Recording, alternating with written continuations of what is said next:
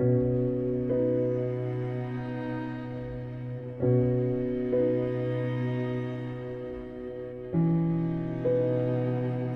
दोस्तों, मेरा नाम प्रीति शर्मा है। आज मैं आप सबके साथ एक अत्यंत ही महत्वपूर्ण प्रश्न पर चर्चा करना चाहती हूँ, जो कि है भारतीय राजनीति में कांग्रेस पार्टी व्यवस्था, यानी कि भारत के शुरुआती लोकतंत्र में कांग्रेस प्रणाली, अर्थात केवल कांग्रेस पार्टी का वर्चस्व, केवल कांग्रेस पार्टी का प्रभुत्व। तो इसके पीछे क्या कारण थे? इसके पीछे निम्नलिखित कारण थे। पहला कारण यह था कि कांग्रेस का भारत की आज़ादी में बहुत ही महत्वपूर्ण, अत्यंत महत्वपूर्ण योगदान था, तथा दूसरा कारण यह था कि कांग्रेस पार्टी के अंदर जाने पहचाने नेता थे, जिन्हें लोग जानते थे, पहचानते थे, तथा उन नेताओं ने लोगों की भलाई के लिए अत्यंत महत्वपूर्ण काम किए थे, जिस कारण लोग उन्हें अच्छा मानते थे। जैसे कि कांग्रेस पार्टी में महात्मा गांधी, जवाहरलाल नेहरू इत्यादि जैसे अत्यधिक प्रसिद्ध नेता थे, जिन्हें हर लोग पहचानते थे। तथा तीसरा कारण यह था कि कांग्रेस पार्टी के अंदर सारी विचारधाराओं का समावेश था, चाहे वह विचारधारा कोई सी भी हो, गर्मपंथी, नरमपंथी, क्रांतिवादी, मार्क्सवादी, सारी विचारधारा कांग्रेस में ही थी, जिसके कारण कांग्रेस के विपरीत में कोई दूसरी पार्टी थी ही नहीं।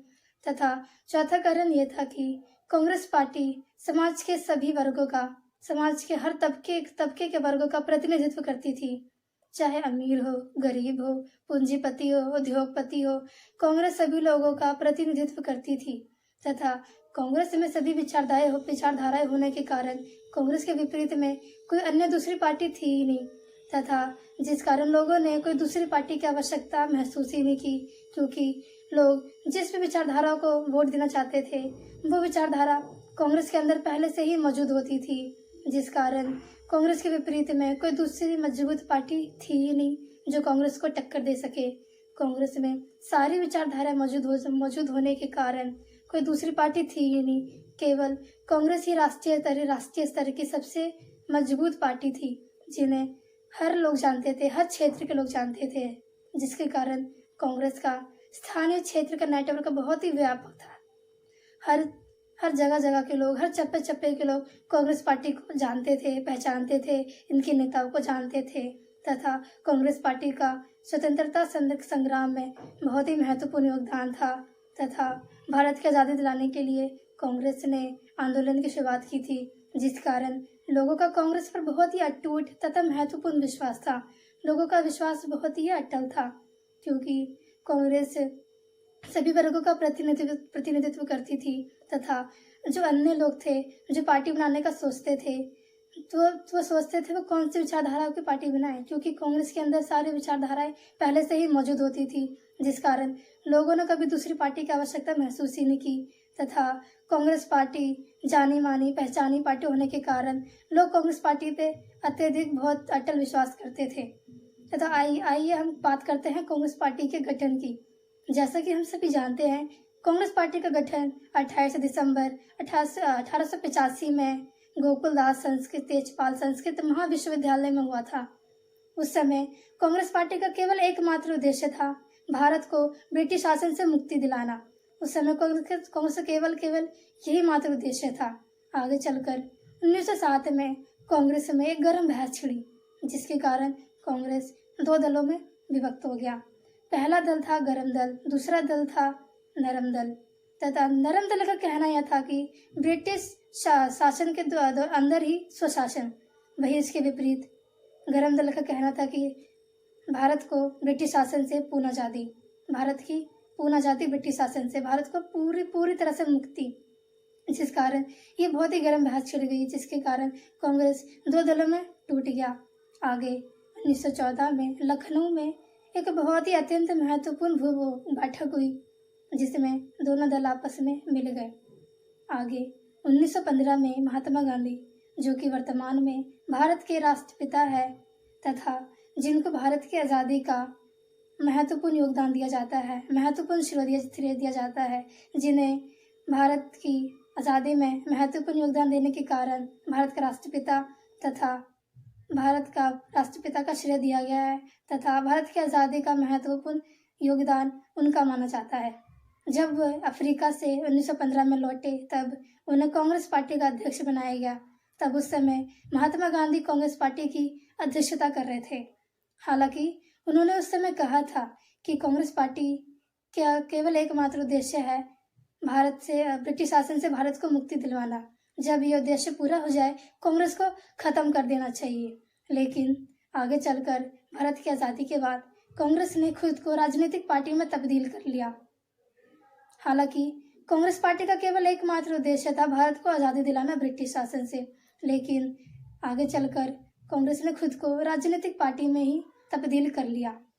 जब 1947 में भारत को आज़ादी मिली ब्रिटिश शासन से, तब ब्रिटिशर्स ने जवाहरलाल नेहरू को, जो कि कांग्रेस पार्टी से थे, उनको भारत की सत्ता सौंपी, क्योंकि उनमें लोगों को अपनी तरफ आकर्षित करने की एक बहुत ही निराली चुंबकीय शक्ति थी तथा उनमें नेतृत्व के गुण भी बहुत अच्छे थे, जिस कारण कांग्रेस पार्टी से जवाहरलाल नेहरू को पूरे भारत की सत्ता सौंप दी गई।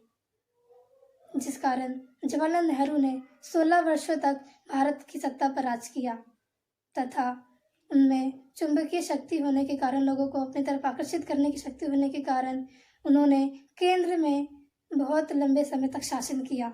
बहुत लंबे समय तक उनका दौर बना रहा। 16 वर्षों तक उन्होंने भारत की सत्ता संभाली। आगे जब 1964 में जब जवाहरलाल नेहरू की मृत्यु हुई, उस समय कांग्रेस पार्टी के ही लाल बहादुर शास्त्री को अगला प्रधानमंत्री देश का बनाया गया। लेकिन एक समझौते के दौरान, एक ताशकंद समझौते के दौरान लाल बहादुर शास्त्री की मृत्यु हो गई। आगे जब 1964 में जब लाल बहादुर शास्त्री को प्रधानमंत्री बनाया गया, जल्द ही 1966 में लाल बहादुर शास्त्री की मृत्यु हो गई। आगे चलकर जवाहरलाल नेहरू की पुत्री यानी कि इंदिरा गांधी को देश की सत्ता सौंपी गई, यानी कि उन्हें भारत की पहली महिला प्रधानमंत्री बनाया गया, क्योंकि कांग्रेस के नेताओं का विश्वास था कि हम जो कहेंगे ये वही करेगी तथा कठपुतली की तरह इशारों पर नाचेगी। लेकिन जल्द ही इंदिरा गांधी ने अपनी मनमर्जी करनी शुरू कर दी। उन्होंने दिखा दिया कि वो किसी की कठपुतली नहीं है तथा अपने अनुसार वह शासन करने लगी। तथा जब 1969 में जब राष्ट्रपति के चुनाव हो रहे थे, तब उन्होंने खुले तौर पे वीवी गिरी का समर्थन किया तथा कांग्रेस के नेताओं ने एन संजीव रेड्डी का समर्थन किया। जब वीवी गिरी जीत गए, जिससे कांग्रेस में 1969 में एक बहुत बड़ी फूट आ गई, जिसके कारण 1969 में कांग्रेस 2 भागों में टूट गया। पहली कांग्रेस थी कांग्रेस और दूसरी कांग्रेस थी कांग्रेस आर। कांग्रेस आर इंदिरा गांधी नेतृत्व कर रही थी तथा कांग्रेस ओल्ड, जो कि पुरानी कांग्रेस थी, इंदिरा गांधी ने अपनी पार्टी बनाई। आगे चलकर जब इंदिरा गांधी ने फिर से दोबारा जीत हासिल की, प्रधानमंत्री की, तो इलाहाबाद हाई कोर्ट ने उनकी इस जीत को अवैध करार ठहरा दिया, यानी कि उनकी इस जीत को अवैध करार दिया गया।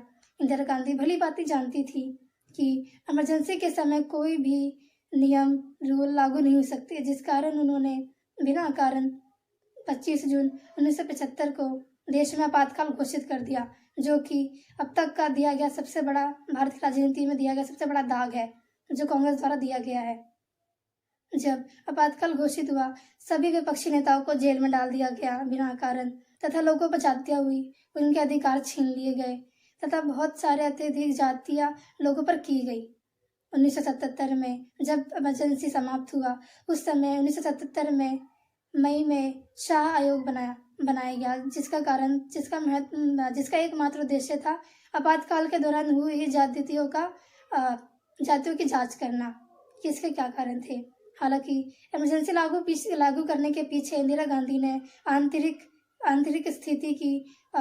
जो स्थिति बिगड़ी थी वो कारण दिया था। हालांकि उस समय गृह मंत्री थे, उन्होंने कोई भी चिंता जाहिर नहीं की थी आंतरिक स्थिति के पीछे।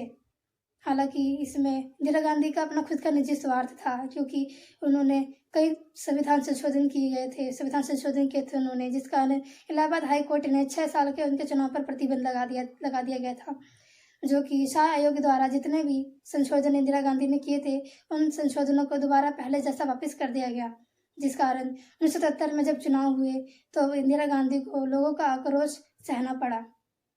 सारा जितना भी आक्रोश था वो लोगों ने चुनाव पे दिखाया। इंदिरा गांधी बहुत ही बुरी तरीके से हार गई तथा जिसमें मोरारजी देसाई जो कि बहुत समय पहले से प्रधानमंत्री बनने की सत्ता में लगे हुए थे, आखिरकार 1977 में जनता पार्टी से वह देश के प्रधानमंत्री बने। लेकिन इस पार्टी में आंतरिक फुट होने के कारण ये पार्टी ज़्यादा देर तक सत्ता में नहीं रह पाई, क्योंकि इस पार्टी के अंदर ही लोगों में प्रधानमंत्री बनने की तथा सत्ता पाने की होड़ लगी हुई थी, जिस कारण 1980 में मध्य अवधि के चुनाव हुए, जिसमें इंदिरा गांधी फिर से पुनः वापस आ जाती है तथा इसमें इंदिरा गांधी की बहुत बड़ी जीत हासिल होती है। आगे जब 1984 में जब इंदिरा गांधी की मृत्यु होती है तो उन्हीं के बॉडीगार्ड द्वारा उन्हीं को मार दिया जाता है, क्योंकि उन्होंने पंजाबी के सिख स्वर्ण मंदिर में उन्होंने हस्तक्षेप किया था, जिस कारण सिखों में आक्रोश बढ़ गया और उन्हीं के बॉडीगार्ड जो सिख थे उन्हीं के द्वारा उनकी हत्या कर दी गई, जिसके कारण 1984 में बड़े देश भर में व्यापक क्षेत्र पर सिख दंगे हुए, सिखों को मार जाने लगा, काट पीट हुई तथा बहुत सारी ज्यादतियाँ उन पर हुई, जिस कारण देश में बहुत ही ज़्यादा खून बहा। जब 1984 में इंदिरा गांधी की मृत्यु हुई, राजीव गांधी जो कि विदेश में थे उन्हें बुलाया गया तथा उन्हें देश का प्रधानमंत्री बनाया गया, ज्ञानी जैल सिंह द्वारा उन्हें देश का प्रधानमंत्री बनाया गया, जिसके कारण उन्हें सहानुभूति मिली लोगों की, जिस कारण वो देश के प्रधानमंत्री बने। लेकिन आगे 1989 में राजीव गांधी ने सत्ता संभालने से मना कर दिया है, जिस कारण विश्वनाथ प्रताप सिंह देश के प्रधानमंत्री बने। लेकिन जल्द ही 1990 में वो हट गए, तब दूसरे प्रधानमंत्री बने देश के। आगे 1991 में नरसिम्हा राव देश के अगले प्रधानमंत्री बने, जो कि कांग्रेस पार्टी से ही थे। 1989 में गठबंधन की सरकार शुरू हुई, जो कि माना जाता है कि कांग्रेस का अंतिम समय था बहुत लंबे समय तक राज करने का। जब 1991 में नरसिम्हा राव जब देश के अगले प्रधानमंत्री बने तो 1996 तक उन्होंने राज किया। इसके बाद अटल बिहारी वाजपेयी जी भारतीय जनता पार्टी के बने, जो कि भाजपा पार्टी से थे। जब 1980 के दशक में भाजपा पार्टी का गठन हुआ था, 1992 में अयोध्या मंदिर तथा मंडल कमीशन के द्वारा कांग्रेस पार्टी के अलावा पहली बार दूसरी पार्टी को बहुत ही प्रसिद्धता हासिल हुई थी लोगों के बीच में, जिस कारण 1996 में अटल बिहारी वाजपेयी देश के प्रधानमंत्री बने तथा उन्होंने बहुत अच्छे तरीके से देश की सत्ता को संभाला। लेकिन जल्दी वे पद से हट गए, जिसके कारण उनके बाद एच.डी. देवे गौड़ा देश के अगले प्रधानमंत्री बने। जब वो हट गए तब इंद्र कुमार गुलजार जी देश के प्रधानमंत्री बने, लेकिन वो भी जल्दी हट गए। तब अटल बिहारी वाजपेयी द्वारा देश के प्रधानमंत्री बने तथा दोबारा उन्होंने देश की सत्ता संभाली। इसके बाद उन्होंने 2004 तक भारत की सत्ता संभाली तथा भारत की सत्ता अच्छे से संभाली। लेकिन 2004 के बाद कांग्रेस पार्टी के ही डॉक्टर मनमोहन सिंह अगले देश के प्रधानमंत्री बने तथा 2014 तक उन्होंने राज किया। लेकिन 2014 के चुनाव में कांग्रेस को बहुत बड़ा झटका लगा। कांग्रेस को केवल 44 सीटें ही हासिल हुई थी, जबकि विपक्ष में जो कि मोदी जी जीतते थे, जो भारत के प्रधानमंत्री बने थे, उन्हें 386 सीटें हासिल हुई थी। और जो कि कांग्रेस के पास 55 वर्षों से भी अधिक सत्ता में सर्वाधिक समय तक रहने का रिकॉर्ड है तथा जिनका सबसे लंबा दौर रहा है राजनीति में, उसका सबसे कम वोट था, सबसे खराब प्रदर्शन 2014 का था। केवल मात्र 44 सीटें ही मिली, जिससे कांग्रेस को बहुत बड़ा झटका लगा था। 2019 में दोबारा चुनाव हुए, जिसमें कांग्रेस पार्टी दोबारा हार गई, जिसमें मोदी लहर के सामने कांग्रेस पार्टी टिक नहीं पाई, जिसमें मोदी जी दोबारा देश के प्रधानमंत्री बने। लेकिन देश में आज़ादी के बाद से अब तक 16 आम चुनाव हो चुके हैं, जिसमें 6 बार कांग्रेस का बहुत ही प्रचंड बहुमत हासिल किया तथा 4 बार गठबंधन की सत्तारूढ़ सरकार बनाई। लेकिन 2014 के चुनाव के परिणामों ने कांग्रेस को बिल्कुल भुचक्का कर दिया तथा कांग्रेस को आईना दिखा दिया। जैसा कि हम सभी जानते हैं, वर्तमान में राहुल गांधी कांग्रेस के अध्यक्ष हैं तथा 2014 में जब सोनिया गांधी देश की कांग्रेस की जब अध्यक्ष थी तो उन्हें भी झटका लगा 44 सीटें मात्र देखकर, क्योंकि जैसा कि हम सभी जानते हैं, कांग्रेस बहुत लंबे समय के दौर तक भारत की राजनीति पर सत्ता हासिल की है तथा आज़ादी के बाद से ही उनका भारत की राजनीति पर दबदबा था। हालांकि हमारा देश कहने को लोकतंत्र था, लेकिन केवल हमेशा एक ही पार्टी से प्रधानमंत्री बनते थे, जिससे सत्ता लोकतांत्रिक ना होकर केवल बेटा, फिर उसका बेटा, फिर उसका बेटा, ऐसी राजनीति हो गई थी जिसमें केवल कोई भी प्रधानमंत्री बनता तो वो केवल कांग्रेस का ही होता। लेकिन 2014 के चुनावों ने कांग्रेस पार्टी को हैरान कर दिया, जिससे कांग्रेस पार्टी बिल्कुल हैरान हो गई। तथा जैसे वर्तमान में राहुल गांधी है, धीरे धीरे ये भी राजनीति से विलुप्त होने को है कांग्रेस, जो कि शुरुआती दौर में कांग्रेस का बहुत ही अत्यधिक प्रचंड प्रभुत्व वर्चस्व था भारत की राजनीति पे। वर्तमान में कांग्रेस की स्थिति कुछ और ही हो गई है।